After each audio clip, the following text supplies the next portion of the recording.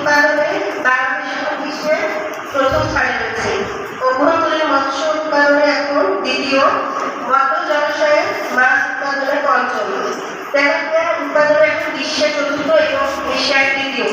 এছাড়া ইলিশ ও বাগদা এখন বর্তমান বিশ্বে জিআই পণ্য হিসেবে স্বীকৃত। এছাড়া আমাদের রয়েছে 1,58,813 বর্গকিলোমিটারের সুবিশাল নদীগত বিতরণ।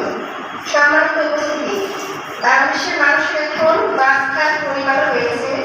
জনপ্রতি তৈরি গড়ে 67.80 গ্রাম মাছ মানুষ খেয়ে থাকে।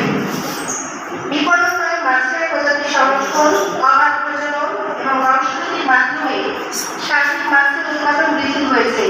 40 প্রজাতির বিলুপ্তপ্রায় মাছের প্রজনন কৌশল ও চাষ প্রযুক্তি উদ্ভাবন করা হয়েছে। দেশের বিভিন্ন নদ নদী ও মুক্ত জলাশয়ে প্রায় 669টি অভয়াশ্রম স্থাপন করা হয়েছে। এর ফলে অভয়াশ্রম এবং সংশ্লিষ্ট জলাশয়ে মাছের উৎপাদন প্রায় 140% বৃদ্ধি পেয়েছে। সারিয়াকান্দি উপজেলাটি যমুনা, বাঙালি এবং সুকোদহ নদী দ্বারা বেষ্টিত। এখানে মাছের বার্ষিক চাহিদা 5,930 মেট্রিক টন এবং উৎপাদন 10 থেকে 4